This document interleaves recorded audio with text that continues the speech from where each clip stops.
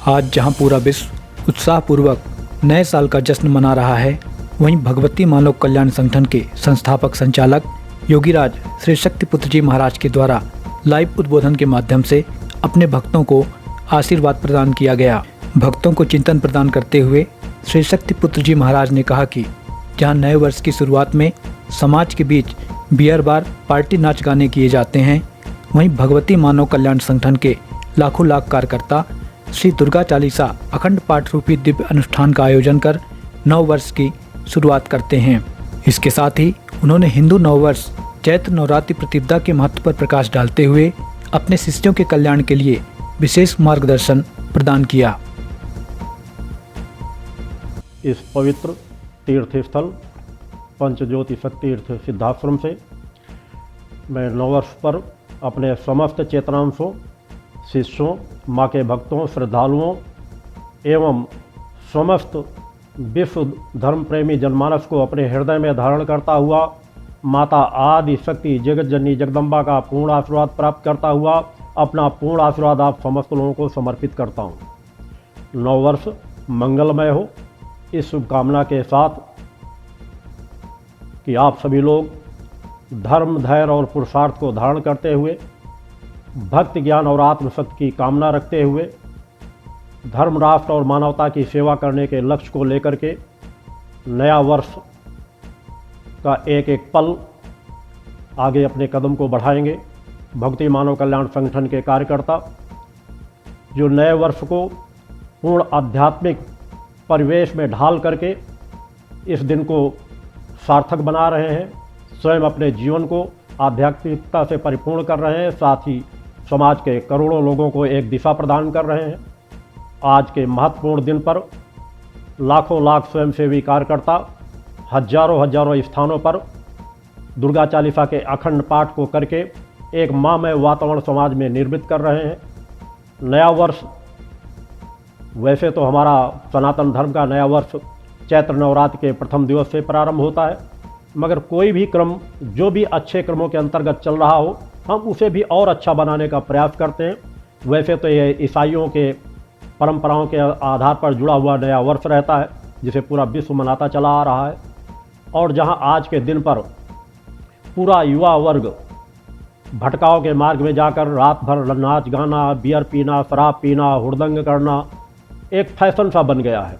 और इसमें बड़े बुजुर्ग भी सम्मिलित होते हैं, उद्योगपति भी सम्मिलित होते हैं, राजनेता भी सम्मिलित होते हैं और पत्रकार भी बढ़ चढ़ करके ऐसे कार्यक्रमों में हिस्सा लेते हैं और उनका बड़े व्यापक रूप से प्रसारण कराया जाता है। सोचने की आवश्यकता है कि क्या हम किसी शुभ समय को, किसी शुभ अच्छे वर्ष के आगमन के समय को क्या विषय विकारों में ग्रसित होकर के या अपनी मानसिक क्षमता को नशे से ग्रसित करके नए वर्ष का स्वागत करना चाहिए।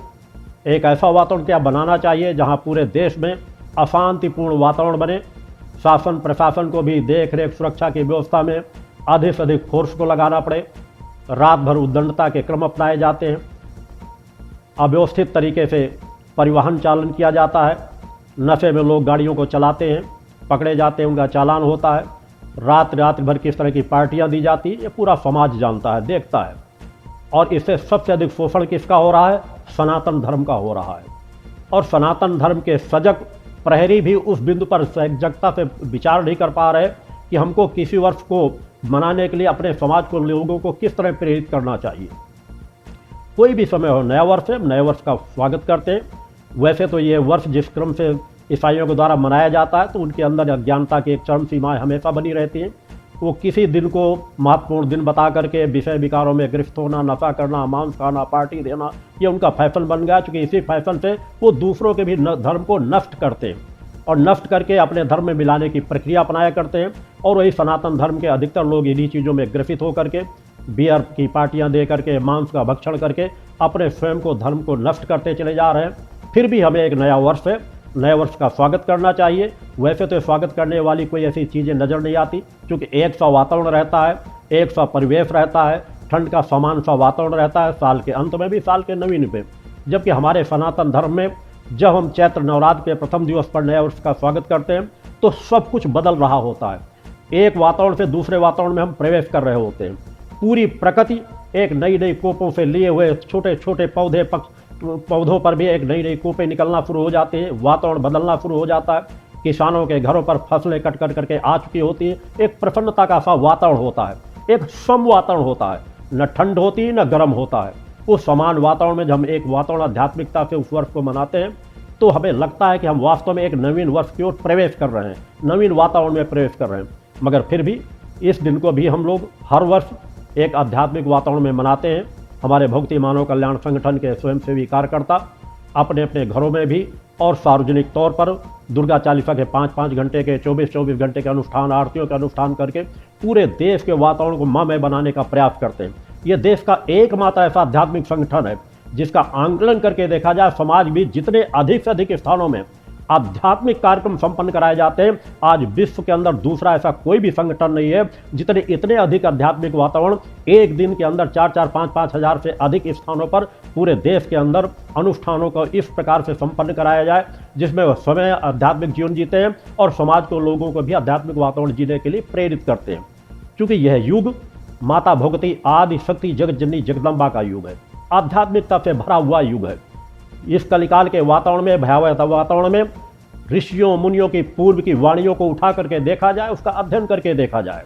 कलिकाल में केवल माता भगवती आदि शक्ति जगत जननी जगदम्बा महिष मर्दिनी की आराधना से सुख, शांति और समृद्धि की प्राप्ति हो सकती है। और यह सुनहरा सौभाग्य भक्ति मानव कल्याण संगठन के इन तीनों धाराओं जुड़े हुए कार्यकर्ताओं को कि यहाँ से अभियान ही उसी विचारधारा चल रहा है। माता आदि शक्ति जगत जननी जगदम्बा माता भगवती की स्थापना ही यहाँ पर समाज के कल्याण के लिए, कलिकाल के भयावह वातावरण को दूर करने के लिए की गई है।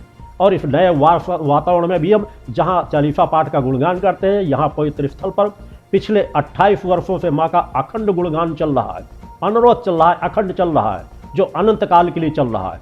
हमारा एक एक कदम आध्यात्मिकता से परिपूर्ण रहता है क्योंकि हम एक सनातन के रक्षक हैं। सनातन की रक्षा में ही पूरे समाज की रक्षा जुड़ी हुई है, सभी धर्मों की रक्षा जुड़ी हुई है। ये अलग बात है कि लोग आज उस सत्य को समझ नहीं पा रहे और आज भटकाओं के रास्ते में चलते चले जा रहे हैं।